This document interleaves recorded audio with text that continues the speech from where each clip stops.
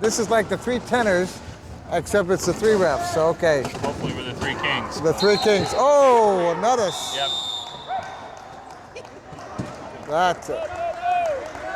That was would have been a nice little turnover there. It sure would have. It's gone the other way many times. Well, Mike has a capacity. He's got big, long arms. He gets in there and goes after the ball.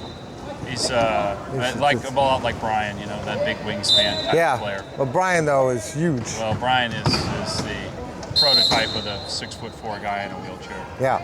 So aerobically everything. Yeah. He's the architect in a lot of ways of the team. The team, you see, he really sets a lot of it up.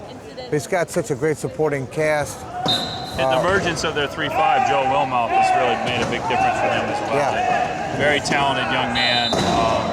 Very fast. Can they get him in?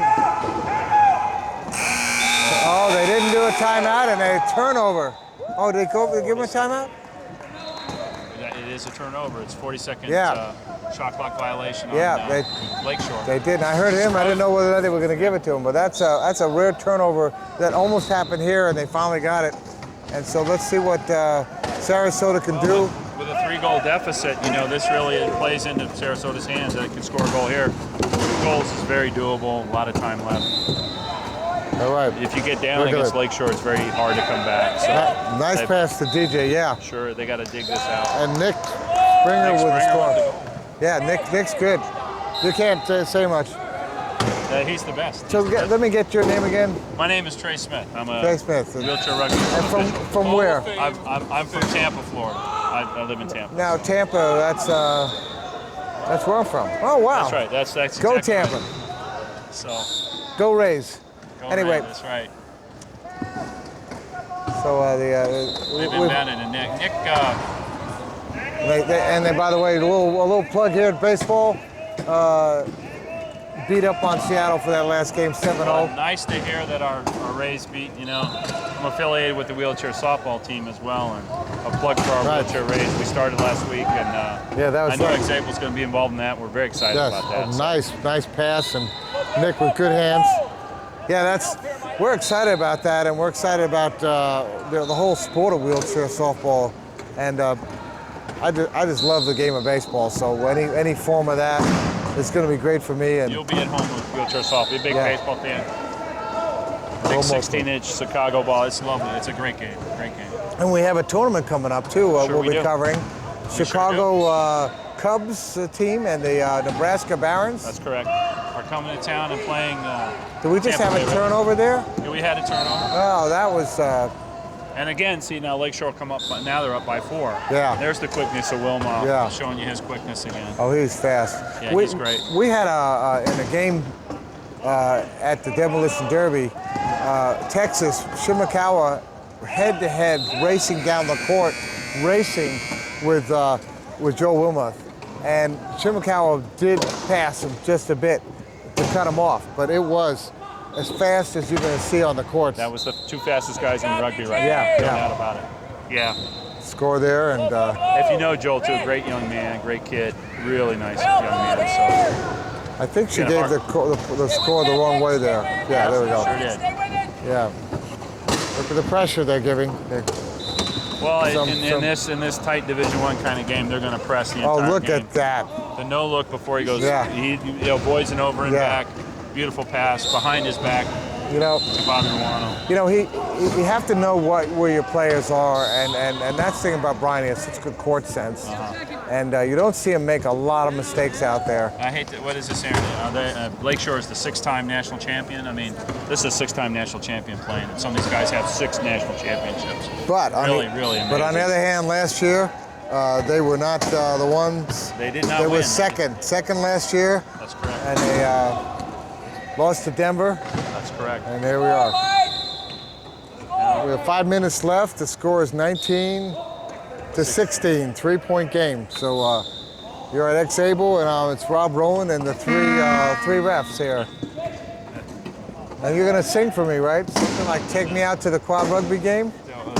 Is something? I think you'd have people turning off at that. Okay, we have a call here. It looked like 4 in the key. 4 in the key. Oh, the DJ's going to the penalty box. You know, they should give a team playing Lakeshore some sort of. Minute. They beat up the chairs, and then they have to face them. This again, here we go. This is just another way Lakeshore really knocks you down. They work for the penalty. They get to score the easier goal. Yeah, I mean they're back on a 4-goal lead. It's not even halftime, so. No, it's. I think this game will continue to open up as Sarasota wears down and tires out. Yeah, unfortunately, Sarasota's playing the Ironman 4. There's only 4 players on the Sarasota team, so. Well, at the moment they're up against the same 4 players. Sarasota just won a real momentum game. That game against Denver. So that's going to be a good thing. And they played at 12, and Lakeshore played at 10:30, so they're not as fresh. Look at this, Nick Springer up against Joe Wilmoth. Yeah, I was going to say need to drop the ball, but Nick's eternal clock keeps him in good shape. And there he is. Nick Look at that. Selected to the Paralympic team as another Paralympian with the ball. So you have to look at that smart. I mean, up against the defensive Joe Wilmoth, and yet he held his own and kept not only put the ball on the ground, which you know that Joel's going to swap that if he gets a chance. And really, it's a 2.0 going against a 3.5. Yeah. So, very cool. Okay, 21-17. 4 minutes left in the half. Next Able. You guys staying at the hotel and getting to see all the energy of all the educators showing up? Yeah, look at just that. a little bit, but you know how it goes when you travel. It's just you're in the gym a lot, you're at the hotel, you sleep. We'll have a function tonight. And a lot of work. It's funny. They ask you, when you went to Louisville, what'd you see? I said I saw the gym, the hotel, and the airport. Yeah. It's very. Oh, look at that! 2 big hits. Well, there's the .5 taking the 2 on to do so. And a little story about the .5. He's a 3-time national champion. Rick Marshall played with the Tampa Generals, my home team that I was affiliated with initially, and a real gritty player. They lost a world-class .5 and Joel close to another shoulder surgery. So, but this is like a bend not break kind of team, and these guys have had adversity. They played Iron Man nice pass all year. Mike Whitehead, a Canadian Paralympian. Nice passing. An American Paralympian. This is an amazing matchup. It really is. Good matchup. And look at that great ball control. They under such pressure, and they just kept passing. Very indicative of top 4 seeds. Playing in Division I. It's amazing to me. So. Well, actually, Sarasota's a 6th seed. Well, it's funny. I don't really believe they belong there. They're probably a little bit better seed than that. And they seem to match up against Lakeshore very well. Well, who would you put them ahead of? Texas, Portland, Lakeshore. That's tough. Denver's the only team that they beat. Yeah, I think they're definitely beyond Denver now. And depending on one of those teams, Portland has a bad game. I think I don't know. Okay. And probably the guys that are the Iron Men are going to take more of their timeouts earlier too, to try to rest and try not to turn over. So, but this is a great. I always like Division I. Division I's a great game. So very fast, well played. Yeah. That's something else you'll see as you watch. Well played. Evidently, the Division II game that was earlier, the Sharp Minnesota game, was an upset. Number 7 team against the number 2 team, and the 7 team won. Yeah. And then Minnesota came and won the next game against the Shepherd. And so here's a 7 team that might be in there playing for the division championships for 2. That's a big upset. Now, for a 7 seed to come through like that, that's a big upset. They played really well. They play McGee for the 3rd game coming up tomorrow, and I'm interested. Good shot at win first in that pool. They sure do. If they can beat McGee, then they can come out of that pool in the 1 spot, and then they play the crossover with the with the number 2 team of that side, which gives them a little bit of an advantage. So we're going to see.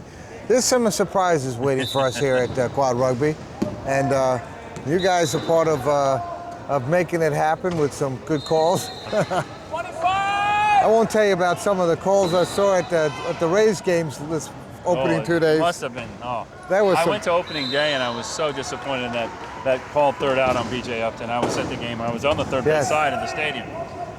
We were speechless. He got under that tag. Yeah. Oh, there we go. Score there. We're at a 3-point game. 23-20. Bob Lojano with a bump pass to Joel, and that's done and gone and goodbye. One and done, as they say. Now that I was at those first 2 games, and it was real frustrating. Also, there was a non-call of what would have been a strike 3 that ended up being a 3-inning, 3 score runs in that. Yes. And so I remember that pitch, and I remember that distinctly, and I thought that they've got to get those kind of things at that level. They should get those kind of things right. You know. I sit right behind home plate, so I could see that well. Look at this. DJ pulled in. Nicely done.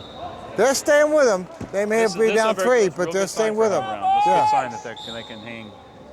If they can keep it close, there's 2 minutes left in the half. If they can keep it close. These are the best 4 players for Lakeshore right now. Yeah. Look at Joel. Bang time. Okay. You saw Joel grin too. Yeah. He loves it. Well, we gave Dave Jenkins what we call the game ball, the X-Able game ball. Look at Nick. That's fantastic. And beating everybody, too. Yeah. Good blocking by his teammates. A 2-point player. Well, you know what? There's Boothby, Nick, and Bob Lojano, at least to the 3 quad amputees who are phenomenal at the game. And you have to say, wow, these guys, you know, if you have ever any doubt about what you can do with your life, just take a look at these guys who are playing at the highest level of quad rugby. National team, 2 of these guys are national league players, and Boothby's been out there too, right? Yes, he has. I mean, so you're talking 3 national team players. Right. Nothing stopping them. I think what's amazing about our quad amp players in wheelchair rugby are how versatile they are, how well they play without hand, without extremity. You know, that's an amazing thing. Have to the residual limb that allows them to do what they do, and the way they strap and adapt to play. That's amazing. Mike Whitehead takes Joel's hit right on, keeps on going. Mike's a big guy. Yeah. Mike's a Paralympian as well. So we're going to see him when it comes down to the U.S.-Canada games. He's going to come back and be a force. He'll be a force. That's not even present. He'll be a force. Well, we saw him playing knock and roll for Sarasota, but then we saw him playing at the Demolition Derby for Team Canada, and so and they actually they lost to Britain, and I will say it, you guys as referees, that was a very interesting game because we had a shot clock that may have been started, the time clock started a little late. That's what I'm thinking. The referee's 15-second clock on her hand didn't agree with that.